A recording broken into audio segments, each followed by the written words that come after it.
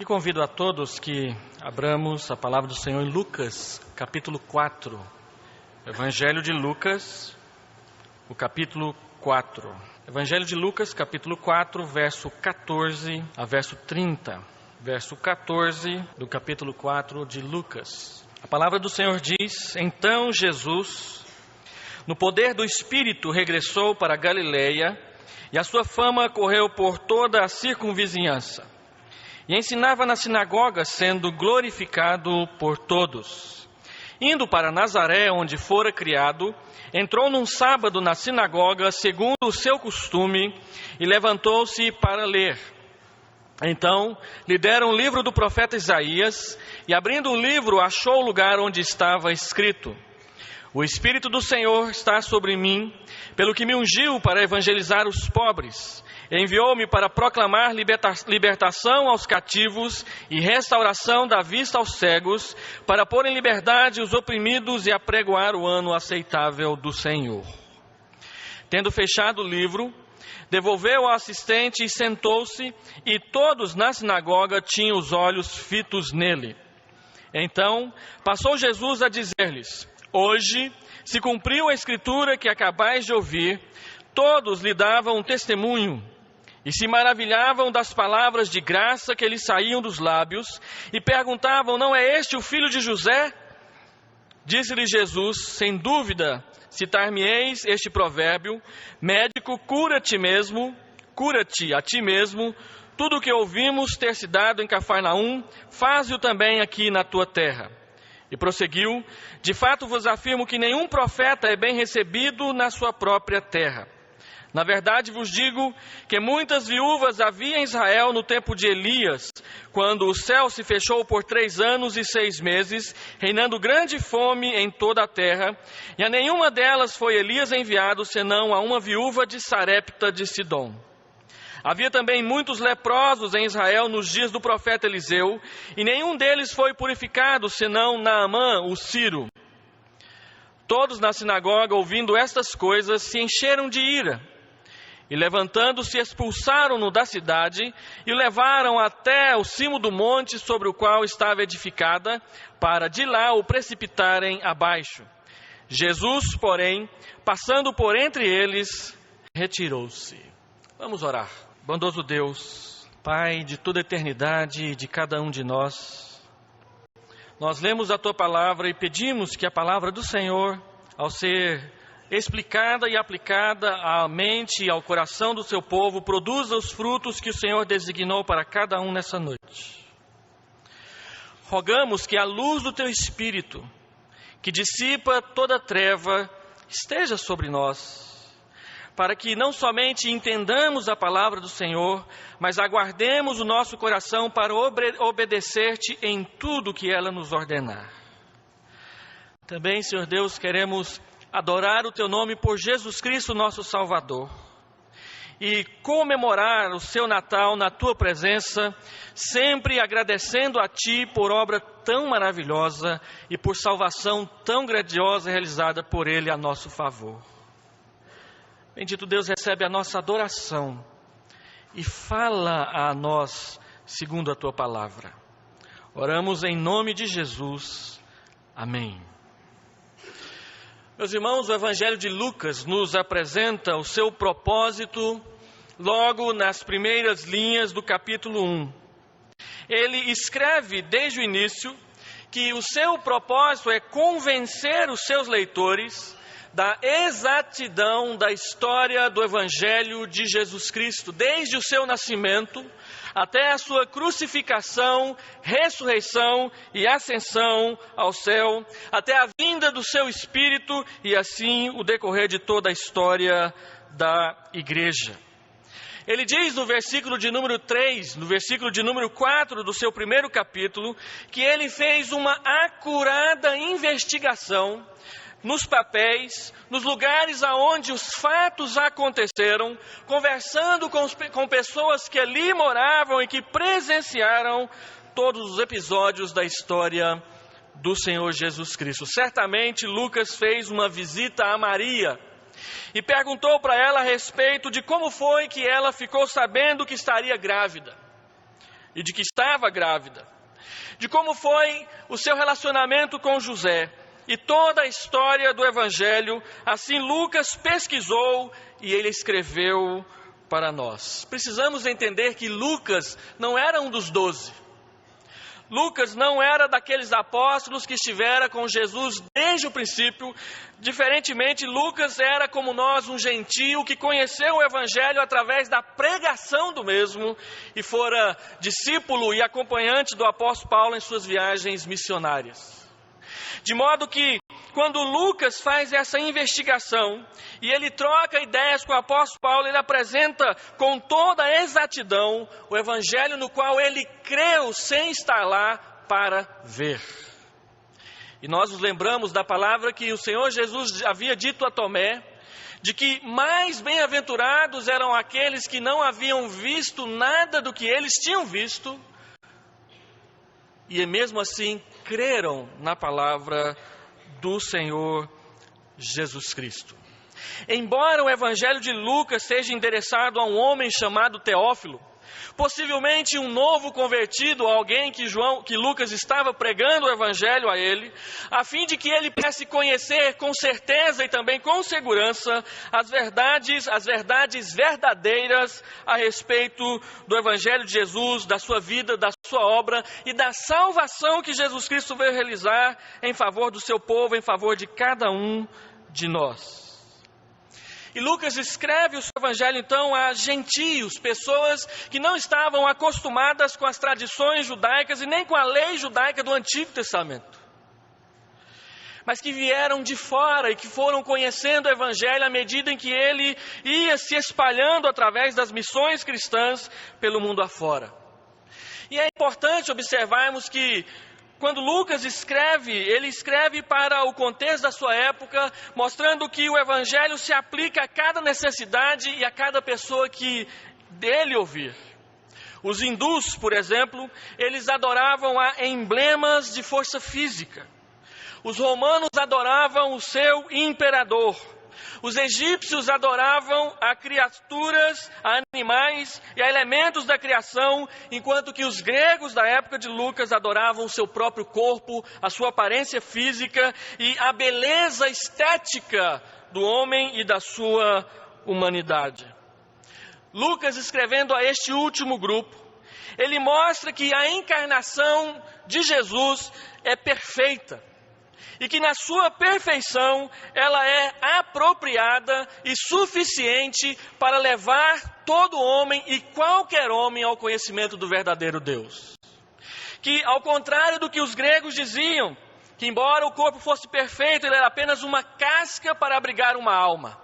E que, na verdade, salvação e as coisas do Espírito tinham a ver somente com a alma e não com o corpo.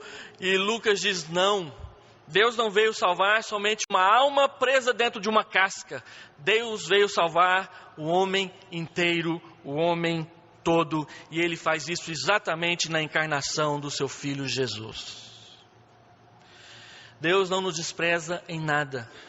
Ele nos salva em tudo. E observando o que Lucas escreve, exatamente por isso que ele se concentra na perfeição da encarnação de Jesus Cristo, na forma como essa encarnação aconteceu e na forma também como essa encarnação demonstra a humanidade perfeita de Jesus, bem como também a humanidade perfeita do Evangelho que Jesus Cristo veio anunciar. Nós não pregamos um evangelho que é desconectado com a vida das pessoas, que não pode ser útil para as suas necessidades, mas nós pregamos um evangelho que traz a salvação e o perdão de Deus e que muda sim o caminhar e os objetivos e os propósitos das vidas das pessoas, porque Jesus nos ensinou assim. No Natal nós não celebramos simplesmente o nascimento do nosso Salvador, mas nós celebramos a salvação que Ele realizou por nós perfeitamente através do seu corpo pendurado numa cruz. Lucas argumenta que a perfeição do Evangelho não está na idolatria da capacidade humana em toda a sua inteligência, em toda a sua beleza estética, em toda a sua capacidade física através dos Jogos Olímpicos e tudo mais, mas que ela se encontra exatamente naquele que, sendo Deus, se tornou gente como a gente, exceto no pecado. E que a humanidade corrompida, a humanidade sem Deus, ela não somente se afasta de Deus cada dia mais, mas ela se rebela e se volta contra Deus, querendo substituí-lo por qualquer outra coisa, especialmente a razão humana. E Lucas diz que essa idolatria de si mesmo, ela empurra para o lado muitas pessoas que não conseguem caminhar debaixo dessas propostas da racionalidade humana. E que marginaliza muito mais do que inclui e abençoa. A humanidade sem Deus, ela se afasta e afasta uns dos outros. A humanidade sem Deus, ela explora e explora uns aos outros. A humanidade sem Deus, ela oprime e oprime uns aos outros. Mas Jesus, Ele veio para nos livrar de todos esses jugos que foram anexados à depravação da humanidade dentro do pecado. E Ele diz isso no seu primeiro sermão. Ele diz que veio para livrar pessoas, cativos, cegos, oprimidos, cansados. E que o seu evangelho é um evangelho, sim, redentor. E é exatamente porque o seu evangelho é redentor, é que ele é mais humano. Porque ao livrar as pessoas de todos os tipos de jugo, dentro dos quais o pecado as coloca, ele humaniza as pessoas. E as trata como Deus as criou, com dignidade. Não como elas estão agora sem Deus. E assim, a proposição dessa noite é mostrar através desse texto o quanto o evangelho que o Senhor Jesus Cristo é e veio anunciar é um evangelho humano. Em três perspectivas. Primeiro, no versículo 14 até o versículo 19, o Senhor Jesus, através do evangelho de Lucas, nos mostra que ele veio pregar um evangelho que age no poder do Espírito Santo. Os irmãos perceberam que o capítulo 4 é exatamente aquele que fala da tentação de Jesus no deserto, quando o diabo quer derrubá-lo da sua santidade na presença de Deus e da sua posição de filho, o primogênito e o unigênito do Pai. Mas o texto diz que Jesus, quando sai da tentação e sai vitorioso, ele volta para iniciar a pregação do Evangelho no poder do Espírito Santo. Diz o verso 14, então Jesus, no poder do Espírito, regressou para a Galileia, a fim de iniciar a sua obra de salvação. Esse poder e essa unção do Espírito Santo em Jesus Cristo é exatamente o sinal e a marca da sua messianidade, ou seja, de que Ele é o eleito, o escolhido de Deus para ser o nosso Salvador. E ao fazê-lo, Ele mostra e realiza que a salvação só pode ser efetuada por uma obra do Espírito de Deus na vida das pessoas. O propósito de Deus, ele não cessa na cruz, mas ele continua na ação do Espírito Santo, que vai convencendo as pessoas do pecado, da justiça e do juízo, da mesma forma que o fez através da pregação do Filho amado de Deus, Jesus Cristo.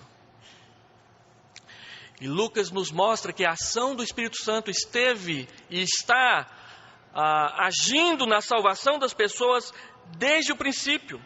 E no seu evangelho ele mostra isso na vida de Jesus em três ocasiões muito claras. Primeiro, ele agiu em várias pessoas antes do nascimento de Jesus Cristo, preparando a sua chegada. O texto de Lucas nos diz que João Batista seria cheio do Espírito Santo desde o ventre da sua mãe. E que quando Maria veio visitar Isabel, esse menino dentro do ventre da sua mãe ali com 6 meses de idade mais ou menos, ele se mexeu por causa da proximidade do Salvador no ventre de Maria, ainda com uma semente muito pequenininha.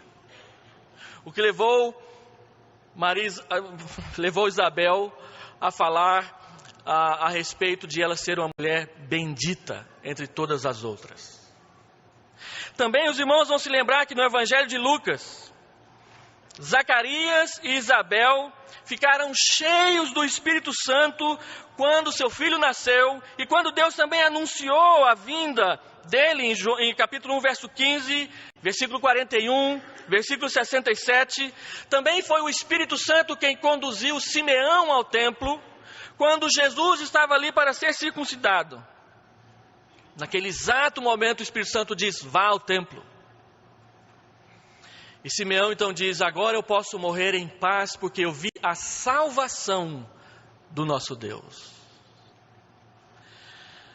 Meus irmãos, nós vemos também no ministério de Cristo o Espírito Santo agindo desde o princípio. Quando Cristo foi concebido por Maria, ele foi concebido por uma obra do Espírito Santo. Nós vemos no versículo 35 do capítulo 1 e lemos no texto de abertura dessa noite em Mateus capítulo 1. O Espírito Santo veio sobre ele logo após o seu batismo. O Espírito Santo o levou para o deserto para ser tentado. O Espírito Santo abriu com poder o seu ministério de pregação. E todas as suas obras, toda a sua pregação, todas as curas que ele realizou no poder do Espírito. Ninguém pode se aproximar de Deus sem a ação do Espírito de Deus que vem com o Deus que vem até nós. Nosso texto faz duas referências ao Espírito Santo. No versículo 14 e também no versículo 18, quando diz que Jesus veio para a Galileia no poder do Espírito, em obediência ao poder, cheio desse poder, conduzido por esse poder, dirigido por esse poder. Mas que também esse Espírito estava sobre ele, para que ele fosse capacitado pelo Pai a fazer toda a obra que ele de fato realizou na pregação do Evangelho, na cruz, na ressurreição e na ascensão gloriosa aos céus. Também quando os discípulos voltaram da missão dos 70, o texto diz que Jesus exultou no Espírito, capítulo 10, versículo 21, alegrando-se com os resultados da obra de Deus na vida dos servos de Deus. E terceiro, Lucas nos mostra que o Espírito estava com Cristo desde o princípio, ele também estaria com a igreja de Cristo desde então. Nós não podemos ler o Evangelho de Lucas separado do livro de Atos, onde Lucas mostra que aquilo que Jesus começou a fazer, e ele começou a fazer através do Espírito, ele continuaria fazendo através da igreja, o povo de Deus, que andava e que andasse em obediência a esse mesmo Espírito que nela habitaria e hoje habita. De modo que quando o Espírito veio, quando Jesus Cristo veio, ele trouxe o Espírito e ele prometeu que ele estaria conosco desde então. Lucas capítulo 24, versículo 49, o Senhor Jesus diz: esperem na cidade, até que a promessa se cumpra, e a promessa era a vinda do Espírito sobre a igreja. De modo que o Espírito que agiu através de Jesus, é o Espírito que age através de você, através de nós, através de cada um que resolve, que aceita no seu coração obedecer ao chamado do Evangelho. É Ele quem nos dá o poder de apresentar a Deus as nossas orações e de ver as nossas orações também recebidas por Deus. Capítulo 11, versículo 13, aqueles que pedirem o Espírito, receberão o Espírito de Deus. E Jesus diz que isso acontecerá porque Deus é bom. O Deus que nós adoramos mostra a sua bondade ao enviar Jesus e de novo ao nos dar o seu Espírito Santo mesmo que veio com Jesus e que é Deus. Meus irmãos, o propósito desta unção do Espírito, dessa presença do Espírito no ministério de Jesus é a evangelização. Porque o Espírito está sobre Jesus para evangelizar os pobres, proclamar libertação aos cativos, restaurar a vista aos cegos, libertar pessoas oprimidas e apregoar o ano aceitável do Senhor, o dia da vingança do nosso Deus, o dia quando o pecado será definitivamente quebrado e lançado da presença de Deus por toda a eternidade.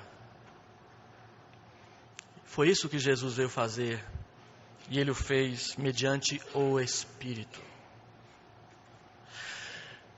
Ele veio para tirar as pessoas de todos os tipos de jugo que lhes acometem, através do Evangelho.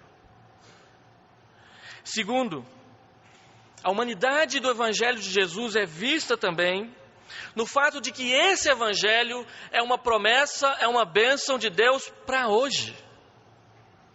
Observe nos versos 20 e no verso 21, que quando o Senhor Jesus fecha o livro, Ele devolve ao assistente, se assenta, as pessoas olham para Ele e Ele diz: hoje se cumpriu essa palavra.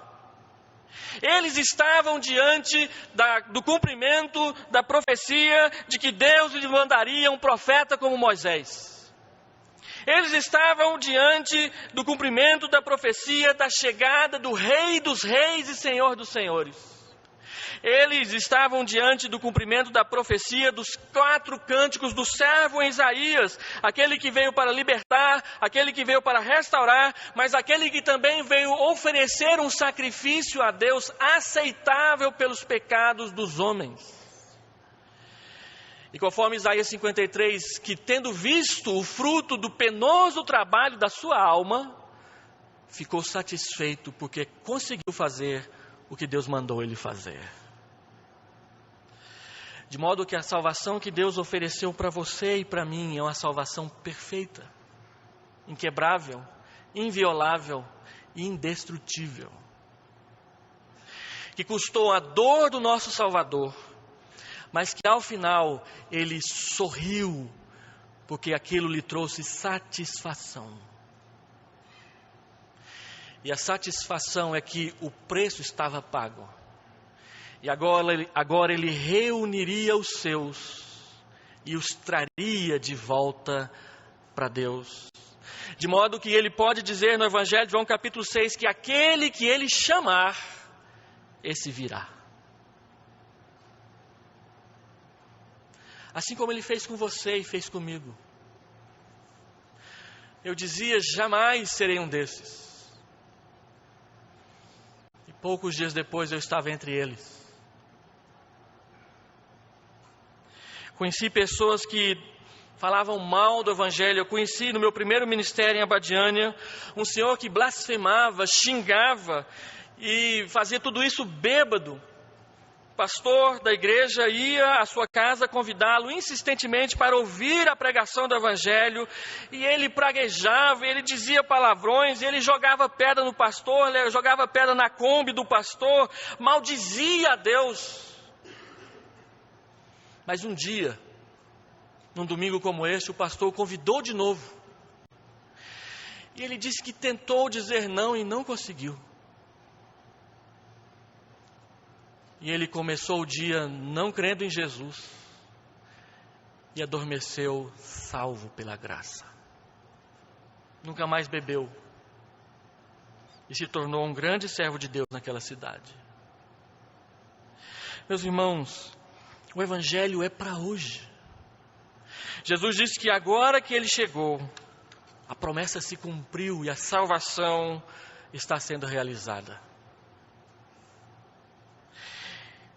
Cristo, meus irmãos, Ele é um enfoque de toda a história. Os acontecimentos da nossa salvação, da sua salvação pessoal, da minha salvação pessoal, da salvação de cada pessoa aqui neste salão, de qualquer igreja nesse momento reunida para adorar o nome de Jesus, de qualquer pessoa que está em trânsito, indo de um lugar para o outro, ou mesmo deitada em um leito de hospital, crente no Senhor Jesus, todos os acontecimentos da sua salvação estão dentro dos acontecimentos da história de Jesus. Porque sem a história de Jesus, a história da humanidade perde o sentido, perde o propósito, perde a razão de ser. Para que nós estamos aqui? Mas em Cristo, O tempo da salvação chegou. O tempo de saber que a nossa história continuará depois por toda a eternidade com Deus chegou. Mas somente poderá entrar para esse descanso eterno, para essa vida eterna maravilhosa, aqueles que se achegarem até a porta, que entrarem pela porta, que a porta é Jesus. E observem, na pregação do Senhor Jesus, que isso acontece porque o Espírito de Deus está sobre mim. E por isso, hoje, se cumpriu a palavra. É por essa razão que Paulo diz, hoje é o dia da salvação.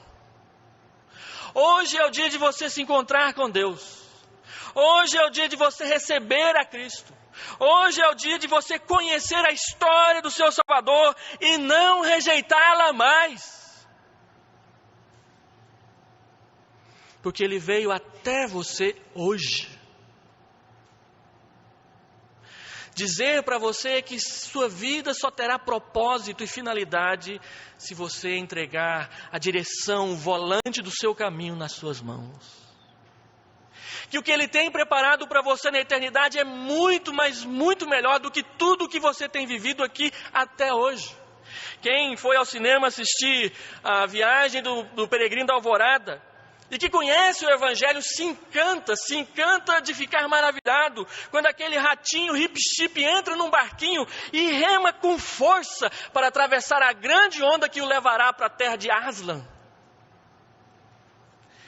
E ele olha para trás uma única vez, não porque está com saudade, mas para dizer adeus para aqueles que ficaram, porque lá é muito melhor. O Senhor Jesus disse para nós, hoje vós tendes tristeza, mas outra vez vos verei, e o vosso coração se alegrará, e a vossa alegria ninguém poderá tirar. Quando o céu se descortinar e o nosso Salvador vir como o leão da tribo de Judá, poderoso rei, e nos chamar para nos posicionarmos à sua direita, para vivermos eternamente com Ele. E hoje é o dia de você dizer sim para Jesus. Eu quero estar à sua direita, Senhor, não à sua esquerda. O Evangelho é para hoje. Jesus diz hoje e agora. E essa é uma característica do Evangelho de Lucas. Essas expressões aparecem em Lucas 14 vezes, dizendo que hoje, neste momento, agora é o tempo da salvação. Enquanto que em Mateus, a expressão agora, no aceitar o Evangelho, aparece apenas 4, Marcos 3. A ênfase de conhecer a Cristo hoje, de que o Evangelho de Jesus nos alcança hoje, aparece em Lucas 11 vezes. Mas em Mateus 8 e em Marcos apenas uma, respectivamente. Por que Lucas enfatiza isso? Porque Deus veio até nós. E Ele veio até nós em Cristo, o homem perfeito, o Salvador de todos nós. A reação é de espanto. As pessoas ficam admiradas de Jesus dizer isso. E então, em terceiro lugar, fica claro e fica evidente na pregação de Jesus, a sua primeira pregação, de que o Evangelho que Ele veio pregar é um Evangelho abrangente. Versículo 18, versículo 22, até o versículo 27. O versículo 18 diz que Ele alcançará todo tipo de pessoas, em vários tipos de situações vexatórias diferentes.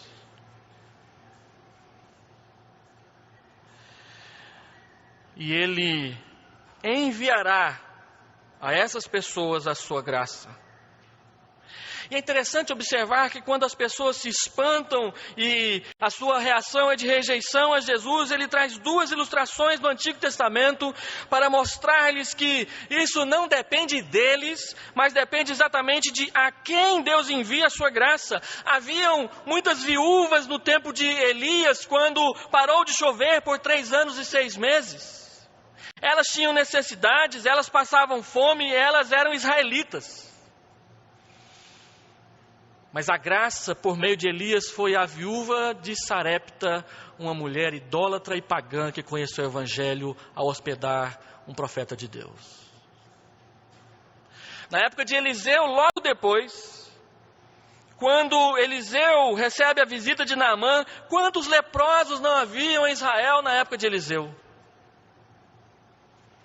Houve até um episódio em que leprosos foram utilizados para apregoar a novidade da libertação de Deus através de Eliseu. Mas quem foi curado foi aquele pagão Naamã, arrogante, que achava que o evangelho era um negócio de fazer ocus pocus diante dos olhos das pessoas. Eu pensei que ele ia sair lá da casa dele e ia balançar a mão em cima da minha enfermidade. E prestar uma reverência para um general de guerra. Tudo que os políticos modernos querem da igreja. Mas ele disse, vá tomar banho naquele rio ali. E nada mais era necessário. Vá tomar banho 7 vezes.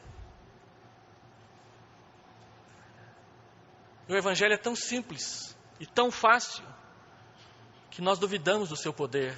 Naamã disse, mas os rios da Síria são melhor. Foi o seu servo quem disse, por acaso ele pediu uma coisa difícil para o senhor? Ele só pediu para o senhor obedecer, mais nada. Somos nós quem dificultamos o evangelho para as pessoas, não é Deus. E pelo evangelho simples enviado a quem menos se espera, salvação acontece. Meus irmãos, é aqui que nós não conseguimos acertar o nosso passo com o evangelho de Jesus. Nós queremos escolher quem Deus vai salvar.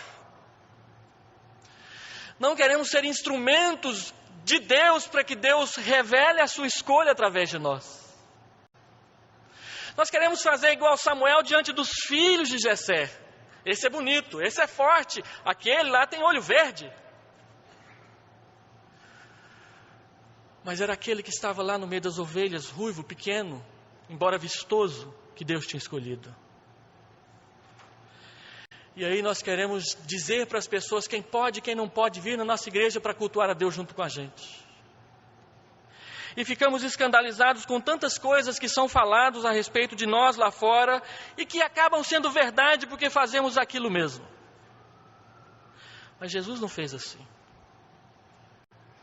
Logo de cara, Lucas deixa bem claro que a rejeição do evangelho por parte dos judeus não foi um fracasso de Jesus, mas foi a abertura da oportunidade para que nós conhecêssemos o evangelho.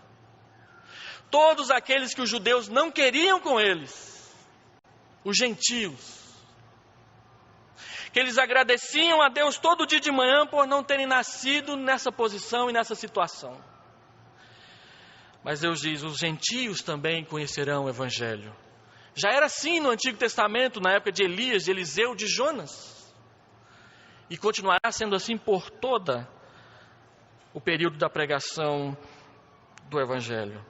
Quem determina o percurso da graça é Deus. E às vezes nós fazemos programações aqui na igreja querendo salvar alguns e Deus salva os outros.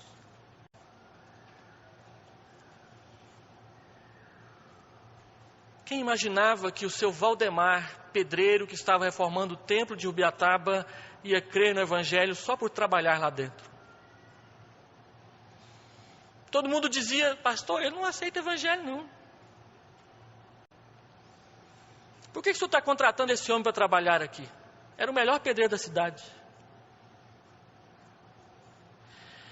E aí, enquanto ele estava lá, arrumando as paredes da igreja, a gente conversava sobre Jesus. Não me lembro de ter chamado ele ao evangelho nenhuma vez. Não me lembro de ter falado do sangue de Jesus para aquele homem uma única vez sequer. Eu me lembro de ter levado o cafezinho para ele às 3 horas da tarde. De ter pago o almoço dele como havia sido combinado a igreja pagar.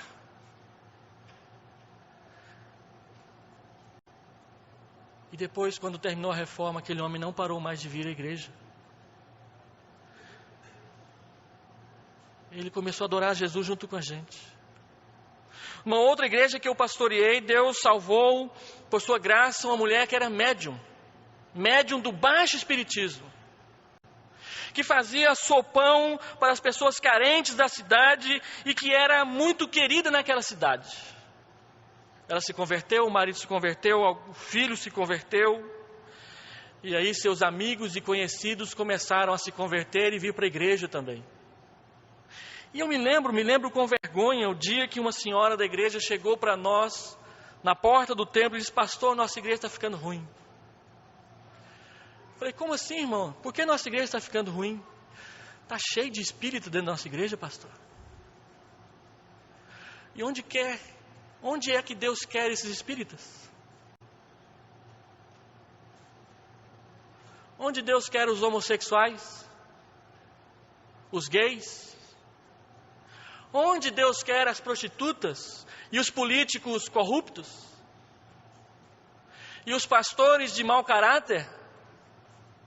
Na igreja, debaixo do Evangelho de Jesus. Uma das músicas mais impressionantes que eu ouvi na minha vida foi uma do Atilano Muradas. Deus tenha misericórdia. Deus tem misericórdia daqueles que vendem órgãos. Deus tem misericórdia daqueles que não pagam as suas contas. Deus tem misericórdia dos políticos, dos médicos, dos safados, entre aspas, da vida. Porque Deus teve misericórdia de mim e de você. Meus irmãos, não somos nós quem escolhemos quem Deus vai salvar. É Deus quem escolhe quem Ele vai salvar. Agora, Ele vai salvar através de você e através de mim, mediante a pregação do seu Evangelho abrangente. Ele vai usar a você e a mim para que as pessoas conheçam Jesus. Para que as pessoas se entreguem a Jesus. E para que Jesus seja o seu Deus. Para que elas parem de adorar bruxinhas. Eu pensei que eu nunca ouvi uma história assim, mas no nosso seminário nós tínhamos um colega que ele se converteu do mundo da bruxaria. Ele veio do mundo da moda, ele era modelo fotográfico e fazia propagandas para várias lojas aqui de Goiânia que saíam na televisão. E ele era um rapaz muito bonito, ele ainda é, hoje é um pastorzão, casado, feliz, pastoreia lá no sul de Minas, norte de Minas Gerais. E ele disse para mim: pastor, naquela época tinha mulheres toda noite. E eu me embelezava, me periquitava, usava aqueles perfumes. E eu tinha uma bruxinha que ficava na cabeceira ali da minha cama. E eu dizia para ela assim: ó, se arrumar uma mulher hoje, eu te dou um banho de perfume. Mas se você não arrumar uma moça para mim, eu vou te colocar de costas para a vida. E ele fazia isso mesmo. Ele achava que aquela bruxinha ali que ele tinha em cima da cama era quem controlava a vida amorosa dele. E ai dela se não fizesse isso. De modo que ele a adorava e ele a punia se ela não fizesse o que ele queria. Ora, meus irmãos, essa é a essência da idolatria. As pessoas fazem isso com estátuas de santos dentro do catolicismo. E de vez em quando eu vejo cristãos protestantes tentando fazer a mesma coisa com Deus. Ah, se o Senhor não me abençoar. Ah, se o Senhor não me der isso ou aquilo. Meus irmãos, Jesus está diante deles. E a promessa se cumpriu. Agora eles têm que fazer uma escolha: crer ou rejeitar o Evangelho. E foi exatamente isso que aconteceu aqui no texto. As pessoas ficaram admiradas e não quiseram crer.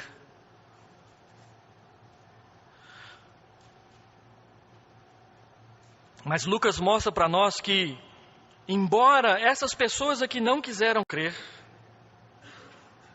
e rejeitaram o Evangelho alcançou vários tipos de pessoas diferentes em todo o ministério de Jesus. Observem, Lucas nos mostra no seu Evangelho que o Evangelho da graça alcança indivíduos em suas mais íntimas necessidades.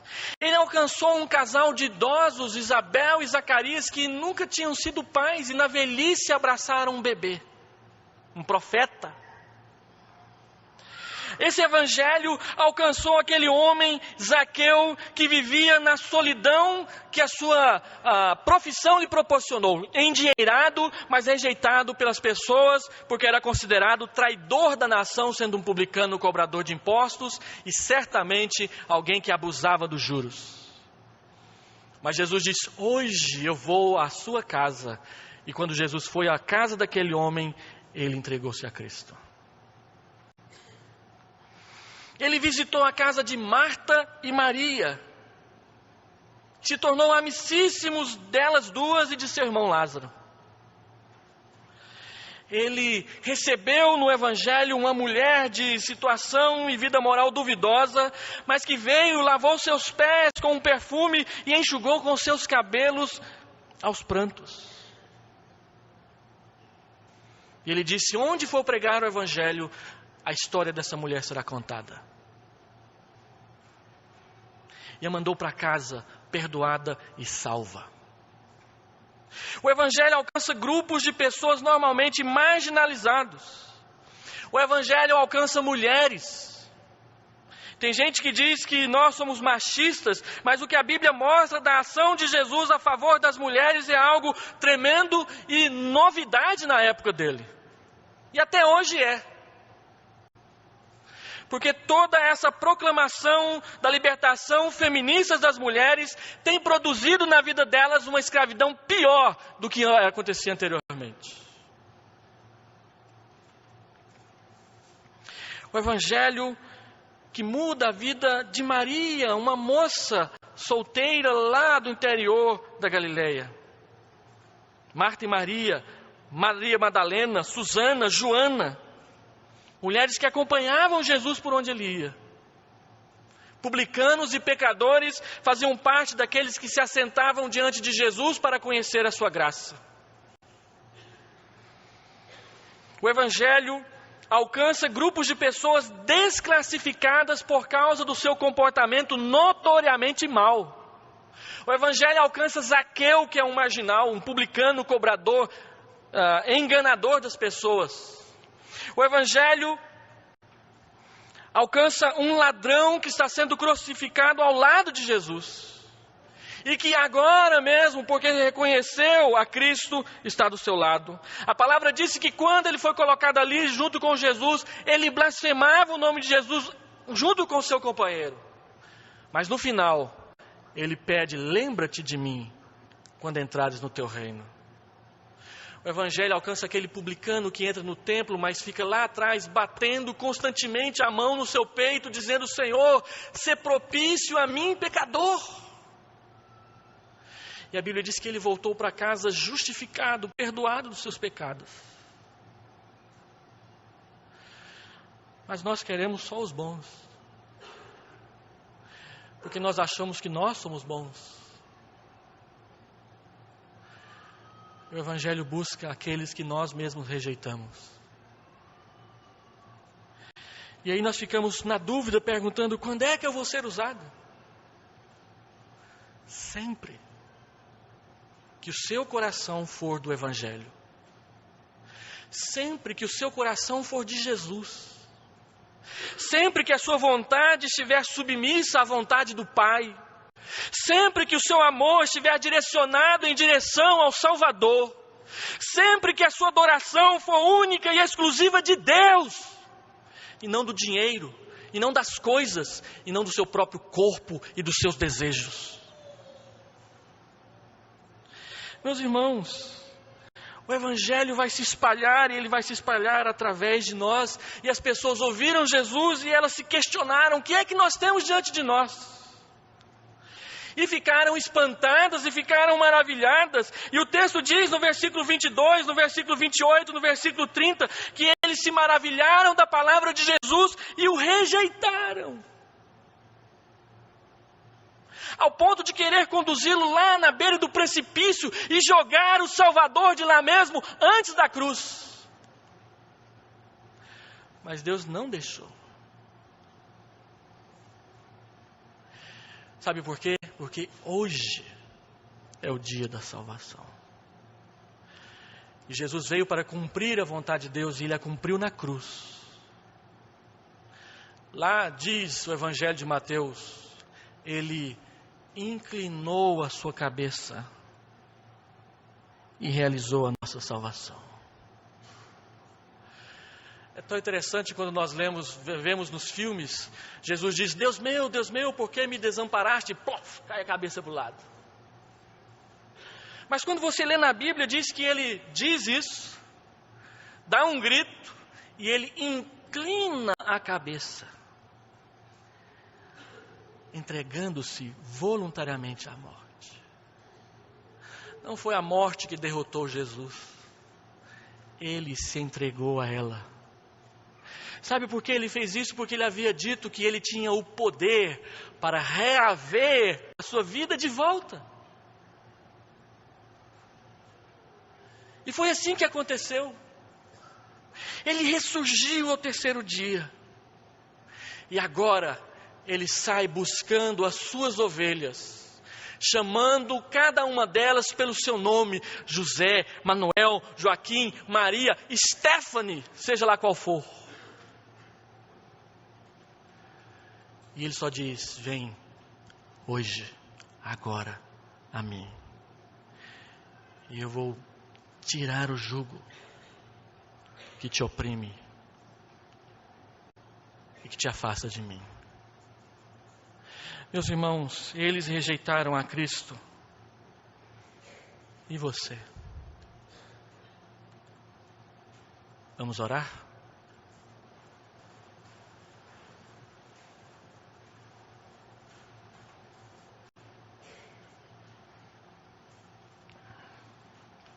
Lembre-se, não tente impor a Deus a sua agenda, mas obedeça ao Espírito Santo. Agradeça a inclusão, a sua inclusão, e seja grato a Deus.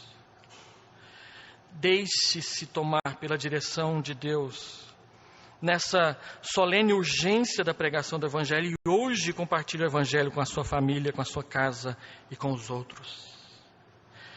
Viva essa humanidade na presença de Deus. Oh, Deus de amor, quantos ainda precisam ser salvos, ó Pai? Quantos ainda padecem da escuridão e na escuridão? Quantos aqui nessa noite, Senhor Deus, tateiam no escuro procurando luz, enquanto que toda a luz está em Jesus? Ó Pai, chama e faz a Tua voz ser ouvida no coração de cada um aqui assentado nessa noite, que precisa da Tua graça e do Teu Evangelho. Liberta os cativos, os oprimidos. Dá luz aos cegos, todo tipo de cegueira, Senhor Deus. Ó Deus, liberta-nos desse jugo que nos oprime, desse cansaço que não se afasta. Ensina-nos, porque Tu és manso e és humilde de coração, e dá descanso para as nossas almas. Oh Pai de amor, somos tão gratos a Ti por causa de Jesus, que veio como um menino indefeso, mas como homem se entregou à cruz por nós. E em todo o tempo o Senhor estava com ele, o Senhor foi com ele, o Senhor fez tudo através dele. Até mesmo na sua segunda volta, o Teu poder será manifestado nas suas mãos e nas suas palavras. Oh Deus, salva nessa noite, nós Te pedimos. Salva quem anda perdido, salva quem está cansado, salva quem está oprimido, salva quem é cego. Salva, Senhor Deus, aquele que é pobre. Salva aquele que nós não queremos salvar, porque o Evangelho é Teu e nós somos Teus servos. Usa-nos, Senhor Deus, para abençoar outras pessoas, para sermos instrumentos da Tua graça, onde quer que nós estivermos e vivermos, para a glória de Jesus. Amém.